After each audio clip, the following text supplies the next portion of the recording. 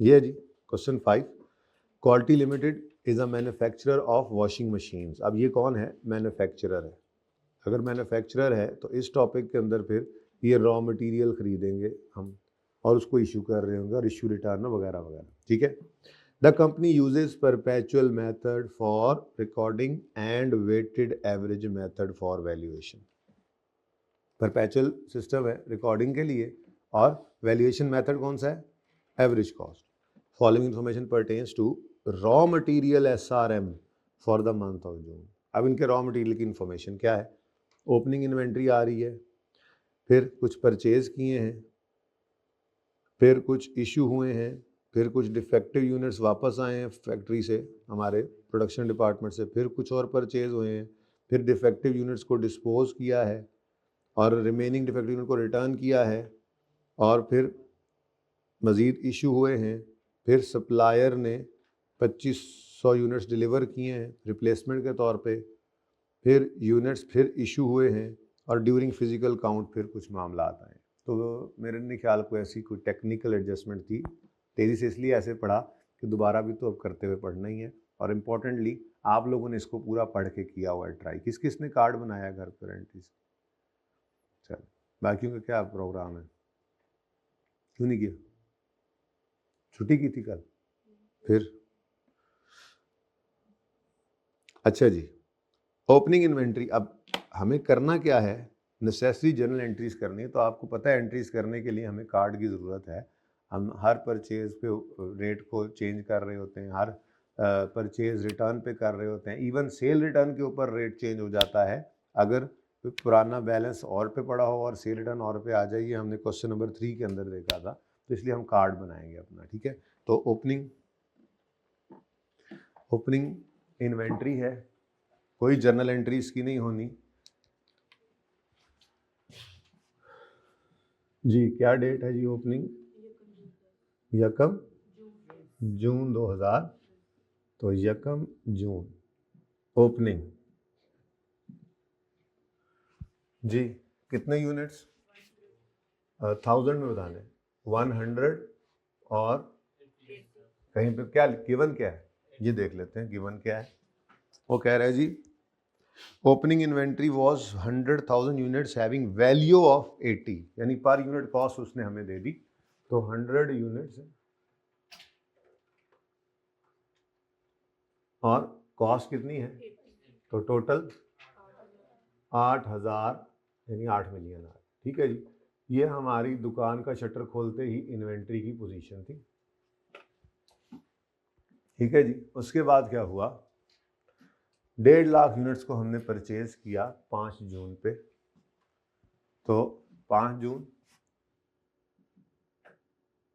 Purchases. अच्छा, अब purchase कितने यूनिट्स हैं जी? 150 यूनिट्स हैं और कॉस्ट पर यूनिट क्या है? 85। तो टोटल 12750।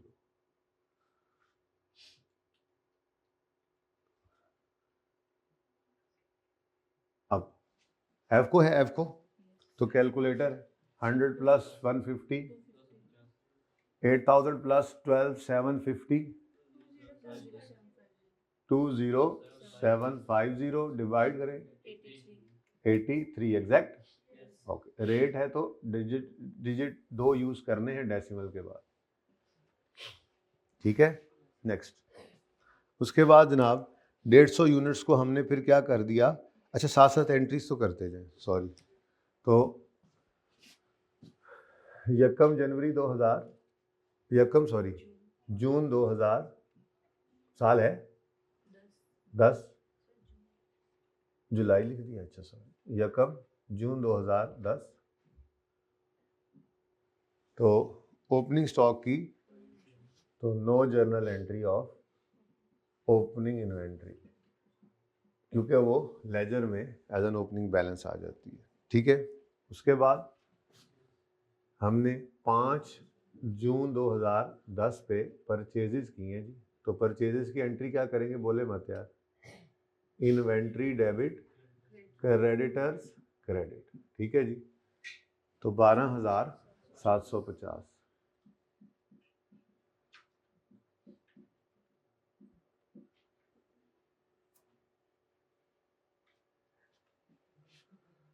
थोड़ी सी जगह और बना के चलते हैं, 12,750, ताकि सेकंड रो मिल जाए हमें एंट्रीज की, खुली डुली एंट्रीज करते जाएं।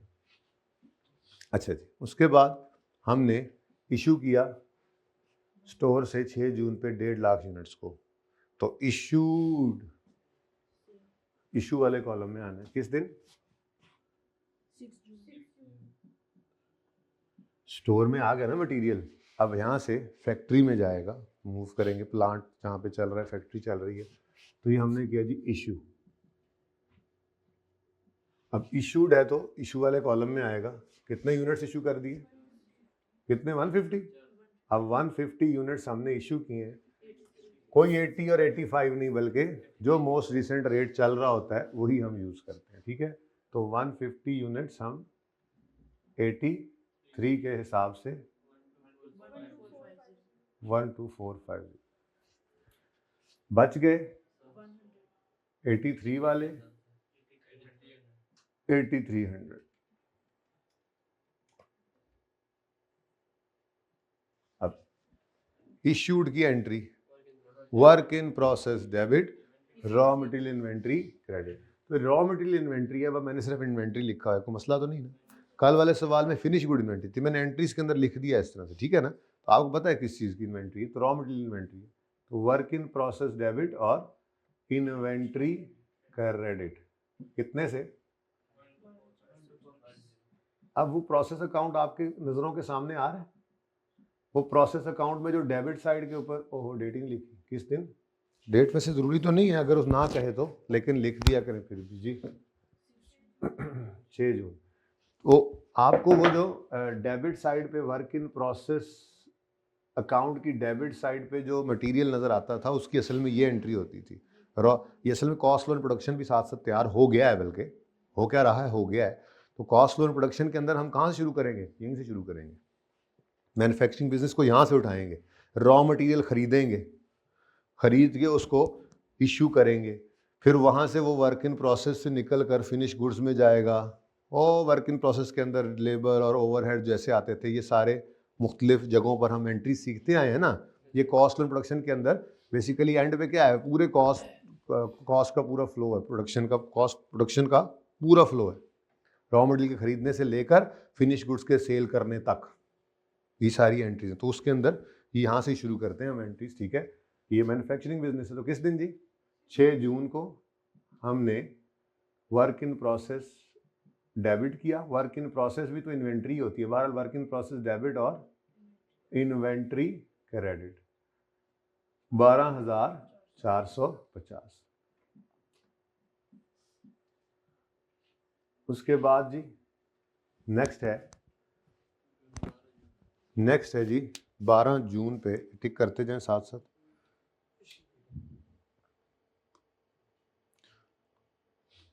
5,000 यूनिट्स डिफेक्टिव थे और वो वापस आ गए फैक्ट्री से।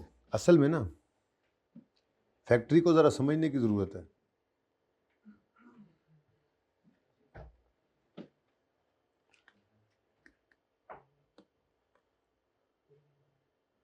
ये हमारी ये फैक्ट्री है ना जी, ये पूरी की पूरी फैक्ट्री ही है।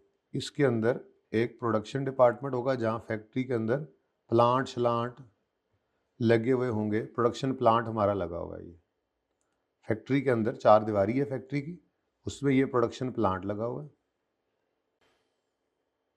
जिसके अंदर मिसाल के तौर पे हमारी स्पिनिंग मिल है, तो हमारा एक प्लांट ये लगा हुआ है। यहाँ पे हम जो है वो कॉटन को इनपुट करते हैं, ये जिनिंग से होके जो आई है, फिर यहाँ से निकलती है गुड्स, तो आगे फिर एक प्रोसेस चलता है, उसका अलग प्लांट लगा होता है, ठीक है।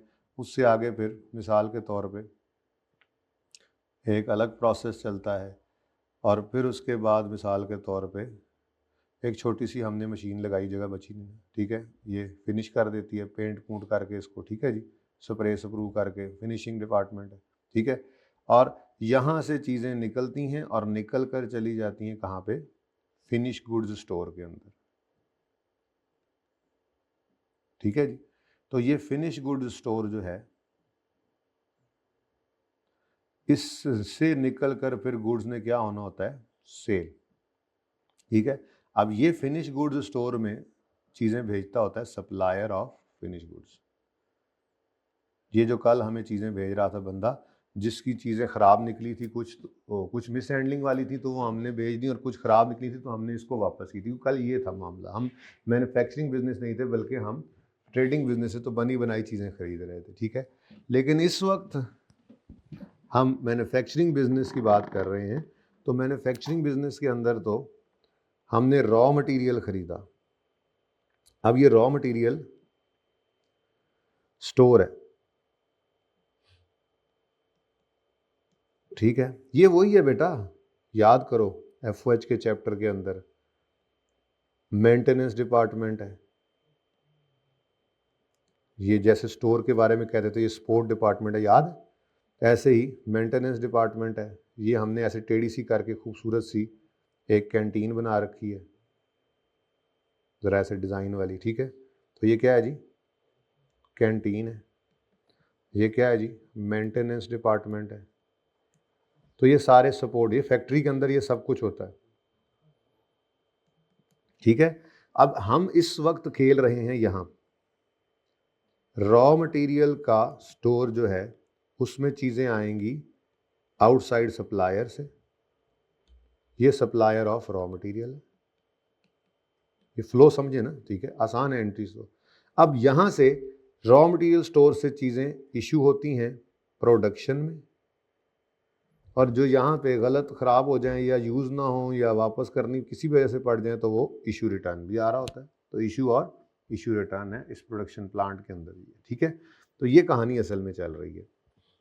अच्छा, अब हमने जब इशू किया तो वहाँ से कुछ रिटर्न आ गई, return from production to the store. 12 June को कुछ रिटर्न आ गई। अब जैसे परचेज रिटर्न को परचेज के कॉलम में और सेल रिटर्न को सेल के कॉलम में नेगेटिव साइन के साथ शो करते थे, यहाँ पे भी परचेज रिटर्न तो होगी लेकिन सेल नहीं है बल्कि इशू है, तो फिर इशू रिटर्न को उसी कॉलम में नेगेटिव साइन के साथ ले लेना है। ठीक है। तो कितने यूनिट्स वापस आए हैं जी?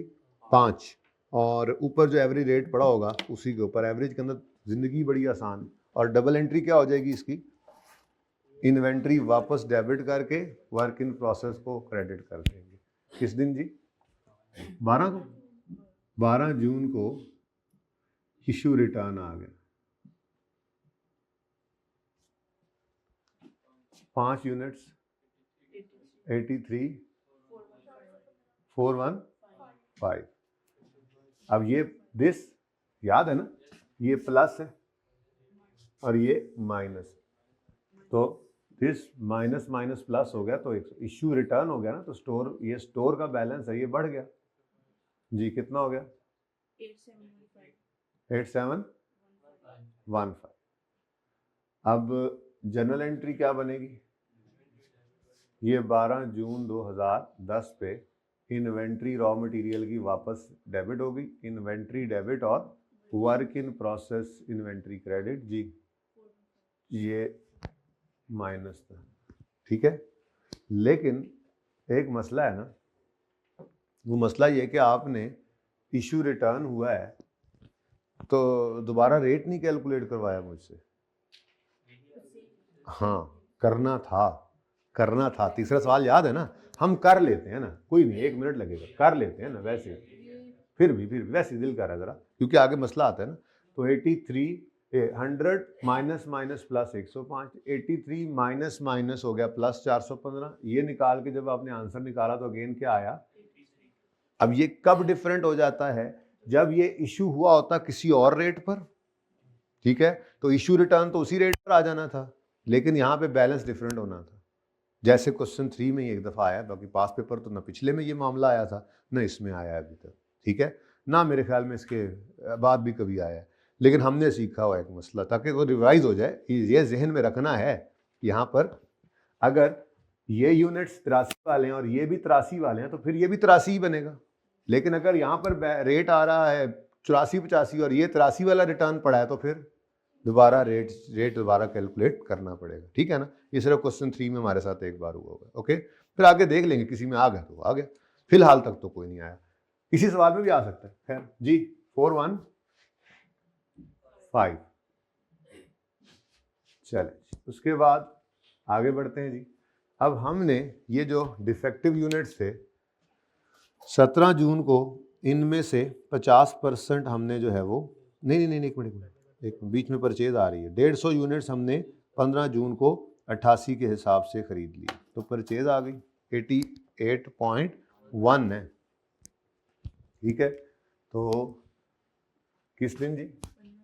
15 जून को परचेजेज हैं, कितने यूनिट्स खरीदे? 150, लेकिन अब की बार 88.1 का एक यूनिट मिला हमें जी। 13215। अब इधर आए, 105 जमा 150 255, 87 15 जमा 13 215 21930, डिवाइड करो एग्जैक्ट। सुभान अल्लाह, ये बड़ी आसानी चल रही है आज। तो 15 जून को डबल एंट्री क्या बनेगी जी? इन्वेंट्री डेबिट क्रेडिटर या कैश, खामोश हो तो क्रेडिटर ही कर दिया करो जी। 13215 की एंट्री वैसे पहले करनी चाहिए थी, और फिर हम कहें अच्छा जी अब इन्वेंट्री आ गई तो अब रेट बहरहाल चले।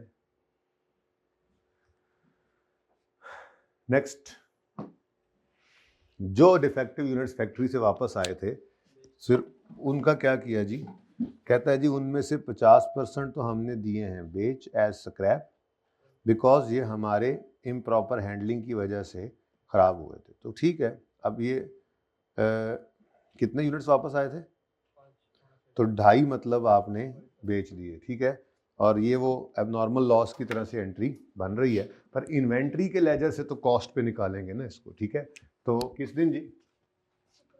17 जून को आपने sold as scrap, sold as scrap,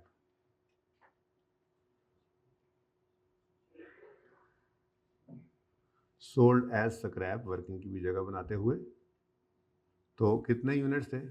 5 into 50%, 2.5। Positive या नेगेटिव? जाना है, यूनिट्स का जाना यहाँ पे पॉजिटिव ही आता है, ये कॉलम असल में नेगेटिव है, निकल जाती चीजें यहाँ से, ठीक है। तो 2.5 है, रेट है और 215, ठीक है। बच गए 252.5, 86 वाले बैलेंसिंग फिगर निकालो, वैसे भी सही आना रेट क्योंकि राउंड नहीं है ना, काम सही चल रहा है जी। 21715। अच्छा, अब इसकी एंट्री कर लेते हैं, किस दिन जी? 17 जून को हमने इनको स्क्रैप के तौर पे बेचा है, तो कैश आया है। कितने यूनिट्स हैं? अब 1000 में सारा चल रहा है ना, ठीक है, तो फिर 2.5 ही लिखो। 2.5 इंटू कितने का एक यूनिट बेचा है? Sold as scrap for 20। अच्छा, यहाँ पे कोई डिस्पोजल कॉस्ट आ जाती है अगर स्क्रैप की भी, तो नेट स्क्रैप वैल्यू लेनी चाहिए, ठीक है, कॉमन सेंस की बात है। और क्योंकि ये हमारी वजह से इम्प्रॉपर हैंडलिंग की वजह से, तो अब नॉर्मेलिटी है, ये अब नॉर्मल लॉस होता है, ठीक है। 2.20 से मल्टीप्लाई किया तो 50 रुपीज़ आ गए, लेकिन इन्वेंट्री कितनी थी जो हमें ज़ाया हुई? हमारी कॉस्ट कितनी थी इसकी? ये तो 215 रुपये की इन्वेंट्री थी जो हमने ज़ाया कर दी। अब उससे रिकवरी सिर्फ कितनी हुई है? 50। अगर किसी काम की ना रहती तो, या जैसे जल जाती तो कैश वगैरह ना आ रहा होता, इंश्योरेंस वाले भी नहीं है तो इंश्योरेंस भी ना आ रही होती, लेकिन अभी 50 रिकवर हो गया, तो फिर बाकी कहाँ ले जाएंगे? पीएनएल। कितना?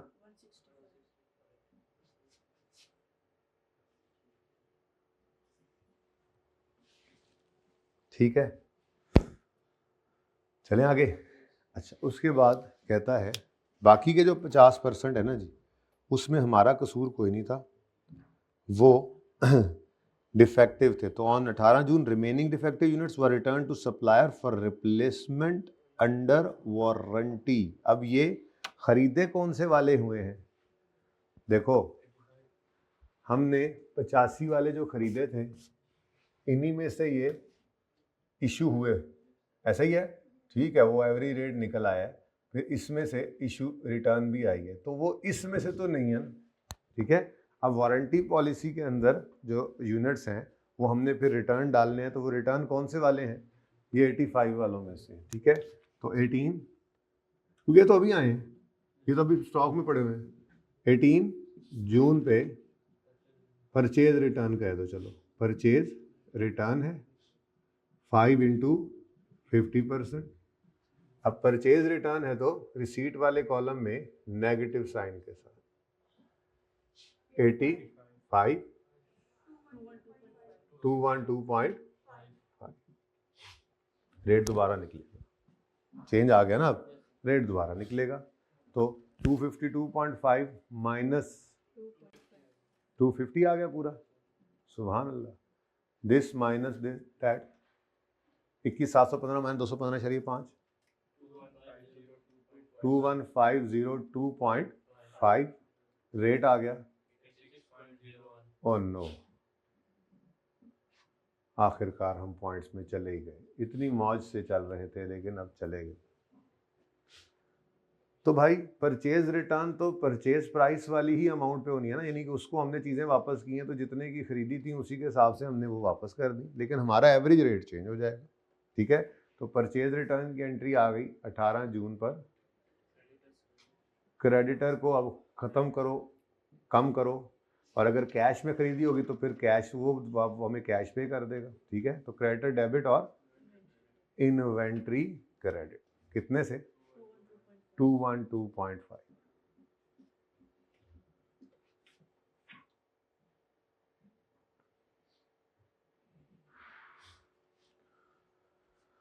ठीक है जी, जगह काफ़ी अल्हम्दुलिल्लाह चली आ रही है हमारे पास, एंट्रीज भी काफ़ी अभी रहती हैं।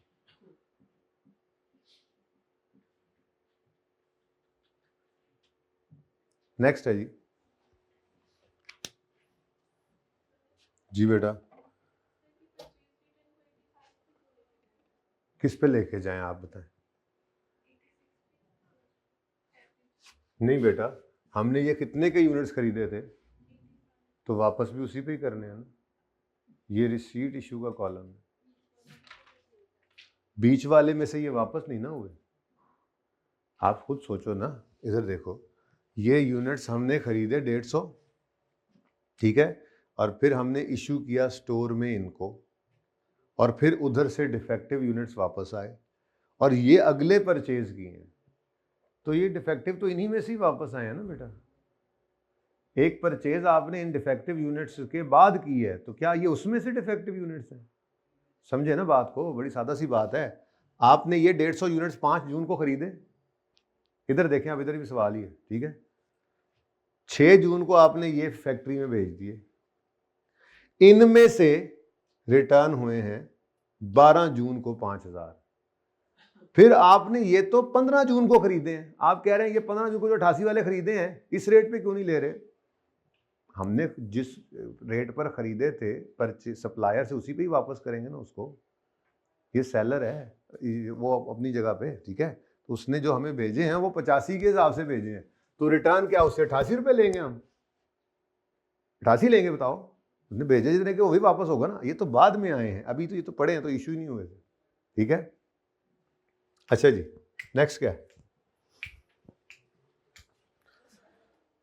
दोबारा बताऊं? समझ आ गई है? अच्छा, इतनी खामोशी क्यों है? ऑन 19 जून 5,000 यूनिट्स को दोबारा इशू कर दिया गया as a replacement of defective unit, ठीक है।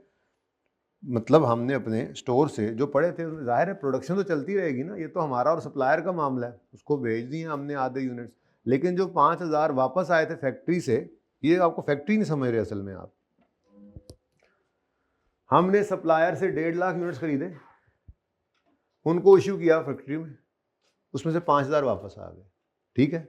अब फैक्ट्री में तो 5,000 यूनिट्स कम हो गए हैं ना रॉ मटेरियल के, तो वो तो उनको भेजने ही है, उन्हें इससे क्या कि हमने कौन से वाले कितने के खरीदे हुए हैं, उनको तो भी माल चाहिए, ठीक है।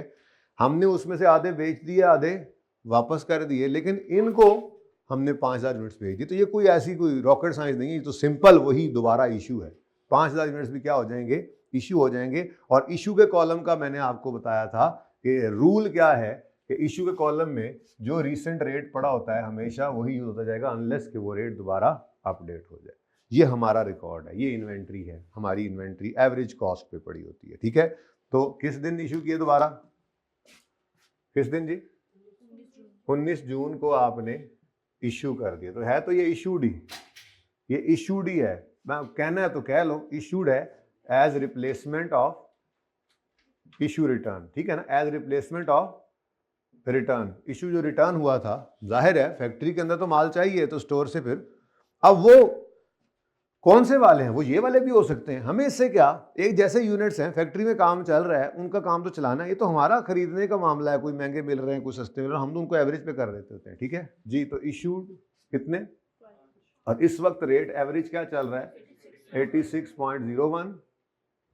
तो आंसर क्या आ गया, 430 कितने बच्चों ने इसको घर पे बनाया था,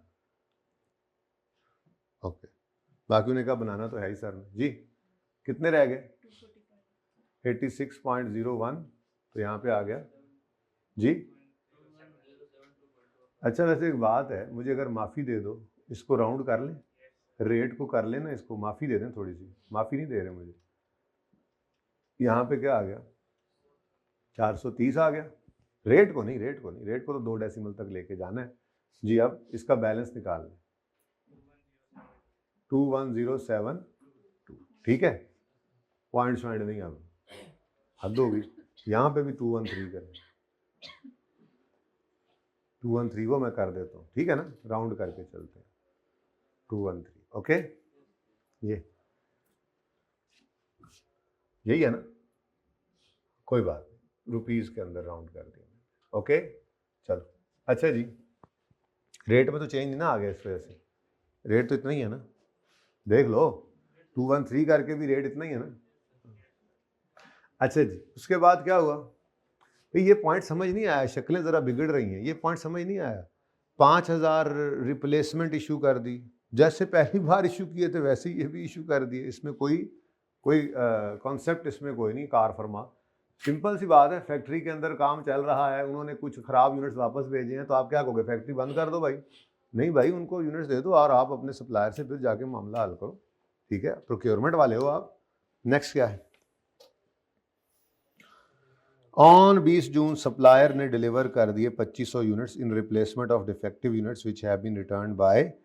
अब ये जो 2500 यूनिट्स आए हैं, ये उसी 85 वाले की रिप्लेसमेंट आए हैं, तो फिर 85 पे इसको रिकॉर्ड कर लो, बिल्कुल ऐसे ही जैसे हमें कल सेल रिटर्न हमने की थी, हमें हुई थी, हमने उसकी रिप्लेसमेंट इशू कर दी थी, बिल्कुल ऐसे ही हमने परचेज की थी, हमने इसको रिटर्न किया, तो उसने हमें फिर क्या कर दिया, रिप्लेसमेंट दे दी। तो किस दिन आए हैं जी यूनिट्स, 20 जून को परचेज ही लिखेंगे हम, उसकी वजह क्या है, उसने की रिप्लेसमेंट किसकी, उसने की रिप्लेसमेंट किसकी, तो ये हमने पहले निकाल दिए थे ना इन्वेंट्री में से, तो अब वापस आ गए तो डाल, ठीक है। तो परचेज है, ये है एज रिप्लेसमेंट ऑफ रिटर्न। अब ये परचेज है, रिप्लेसमेंट ऑफ रिटर्न है हमारी, और ये रिप्लेसमेंट ऑफ रिटर्न है फैक्ट्री वालों को जो हमने इशू किए थे, तो ये सेम नहीं है, ये इशू टू प्रोडक्शन है, वो 5000 थे, और ये जो हमने रिटर्न किए सप्लायर को, ये उसका रिप्लेसमेंट आ गया, ठीक है जी। तो कितने यूनिट्स आ गए, और इसके ऊपर भी रेट क्या लगाओगे, 85 ही होगा, क्योंकि उसने यूनिट्स भेजे हैं रिप्लेसमेंट वाले जी, 213। अब यहाँ पे सिचुएशन क्या बन गई, 245 प्लस, तो 247.5, 21072 प्लस 213, 21285, बोलो, परचेज के कॉलम में मूवमेंट है, रेट दोबारा निकलना है,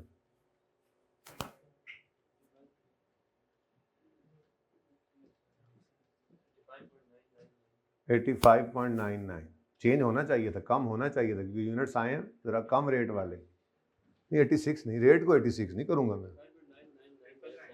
चाहे जो मर्जी आता रहे, 2 डेसिमल यूज़ कर लिए ना यार, 86 क्यों करना, करना है। अच्छा यार, चेंज तो फिर भी हो गया ना, चेंज तो नजर आ रहा है ना, ये लो मर जाओ मर, 86 पूरा आ रहा है। अच्छा चलो ठीक है, लेकिन ये देखो ऐसे तो कर, चेंज तो आ गया ना, चेंज तो आ गया ना, क्योंकि परचे यूनिट्स बहुत थोड़े थे ना, 2500 यूनिट्स थे, तो रेट बहुत कम चेंज आया, पर चेंज आया क्योंकि परचेज के कॉलम के अंदर मूवमेंट आ गई तो रेट दोबारा निकाला है मैंने, ठीक है। नहीं समझ आती है? 85 क्या 85? हाँ क्या? जो यूनिट्स वापस किए थे वो सप्लायर ने हमें फिर भेज दिए, तो जो वापस किए थे वो कौन से वाले यूनिट्स थे? जो उससे 85 रुपये के खरीदे थे, तो वही उसने वापस भेजे हैं, तो 85 रुपये वाले यूनिट्स ही हैं, क्या अब 88 के बेचेगा? आप खुद को, एक तो आप लोग ना हर चीज़ अकाउंटेंट्स की तरह सोचते हैं और फिर गलत सोच लेते हैं, उस वजह से सादा सी बात है, ये मैंगो मैन ये इस तरह के काम कर रहा है, ठीक है, एक आम आदमी बैठा हुआ ये अकाउंटिंग कर सकता है, इतनी सादा अकाउंटिंग है क्या? आप बायर बने, परचेजर बने, आपने 150 यूनिट्स खरीदे 85 वाले, इनमें से 5 यूनिट्स खराब, आपने देखा 2.5 हमारी वजह से खराब है, 2.5 सप्लायर ने खराब भेजे, अपने वाले अपने स्क्रैप कर दिए, और 2.5 जो सप्लायर वाले थे वो उसको वापस कर दिए, और आपके सप्लायर ने उसकी रिप्लेसमेंट आपको भेज दी, तो इसके अंदर फिर कोई अकाउंटिंग तो है ही नहीं, तो सादा सी आम आदमी की अकाउंटिंग है कि उससे हमने 85 वाले यूनिट्स खरीदे थे, जिनमें से खराब यूनिट्स हमने उसको वापस किए, तो 85 वाले ही वापस किए, उसने उन्हीं की रिप्लेसमेंट भेजी, तो वो 85 वाले ही आए ना, इसमें कोई रॉकेट साइंस है नहीं असल में। लेकिन आप लोग ना हर चीज को मुश्किल कर लेते हैं खुद से, मतलब सीए के अंदर इतनी आसान चीज कैसे हो सकती है, सादा बात लिख, नहीं नहीं नहीं नहीं ये नहीं हो सकता, इसमें कुछ तो होगा, कुछ तो होगा करके, सादा बात है, ठीक है, बहुत सादा बात है, बहुत। अच्छा खैर कोई बात नहीं, समझ नहीं आती थी, कभी कभी ना मुश्किल बातें समझ आ जाती हैं, सादा समझ नहीं आती, तो क्लियर है तो बता दो, नहीं तो मैं आगे जा रहा हूँ, क्लियर है तो बता दो, नहीं तो मैं आगे जा रहा हूँ, गलत बोला मैंने, मतलब मैंने आगे जाना ही जाना था, चले खैर क्लियर है, चल जी। अब है एंट्री रह गई किसकी? 19 की भी रह गई है, 19 की एंट्री क्या है? 19 जून, वर्क इन प्रोसेस डेबिट और इन्वेंट्री क्रेडिट 430, ये रिप्लेसमेंट जो हमने की है, सही है। और उसके बाद वाली एंट्री अब यहाँ पूरी नहीं आनी, वो कौन सी है जी? 20 जून को परचेज ही हुई दोबारा, क्योंकि हमने पहले सारी रिटर्न डाल दी थी और अब फिर परचेज कर लेते हैं, ठीक है, तो ये भी यहीं पे फिट कर लेते हैं, ओके सोके होके। 20 जून 2010 जी, इन्वेंट्री डेबिट और क्रेडिटर क्रेडिट 213,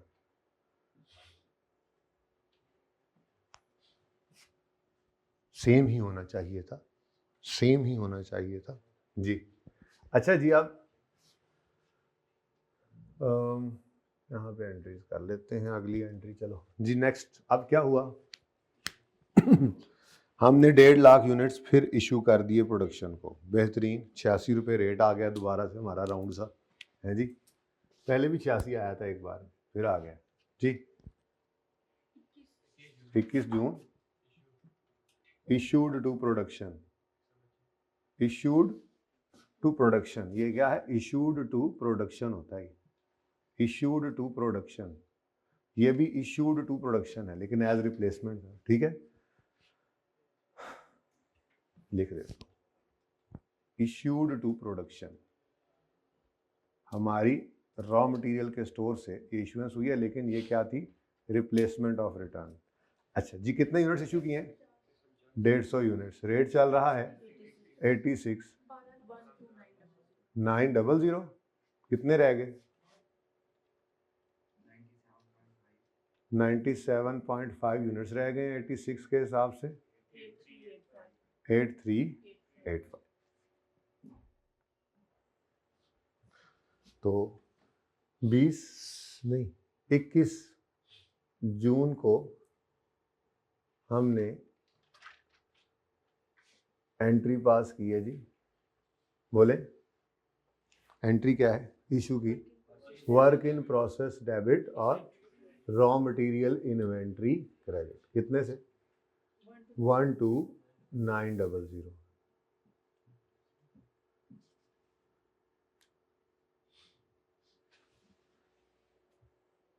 ठीक है जी। उसके बाद नेक्स्ट क्या है,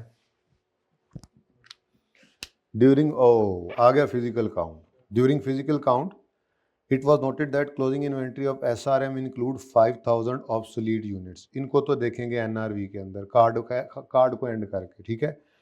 लेकिन 4000 यूनिट्स वर फाउंड शॉर्ट। अब ये 4000 क्या है, शॉर्टेज है, एबनॉर्मल लॉस है। तो यहाँ पे किस दिन आपने ये फिजिकल काउंट किया, 30 जून पे। तो 30 जून पे होने चाहिए थे 97.5 यूनिट्स पड़े हुए, लेकिन 4 यूनिट्स शॉर्ट निकले, ठीक है। तो शॉर्टेज है, शॉर्टेज है, एबनॉर्मल लॉस है, हमसे तो गए ना जी, इशू के कॉलम में ही डालो, क्योंकि ये क्या है, ये कॉलम यूज होता है चीज़ों का जाना रिकॉर्ड करने के लिए, और ये कॉलम यूज होता है चीज़ों का आना रिकॉर्ड करने के लिए। तो कितने यूनिट्स चले गए, पता नहीं कहाँ गए, पर चले तो गए जी। 344 बच गए,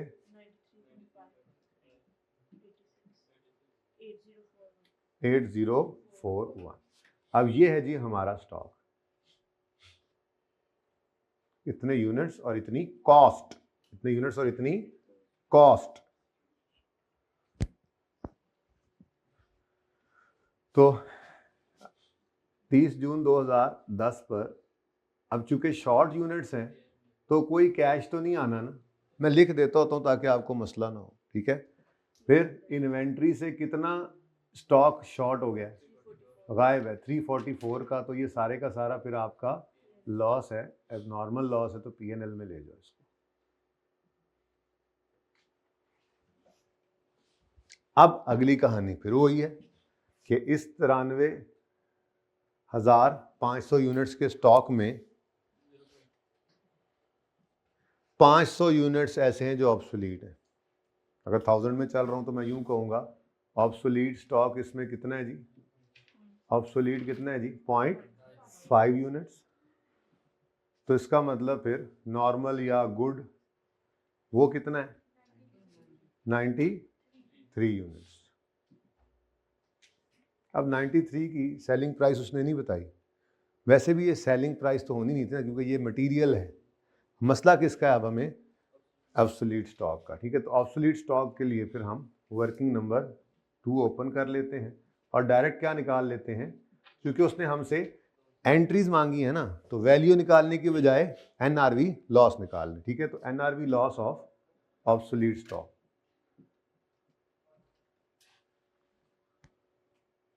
तो कॉस्ट 0.5 यूनिट्स की कितनी है जी,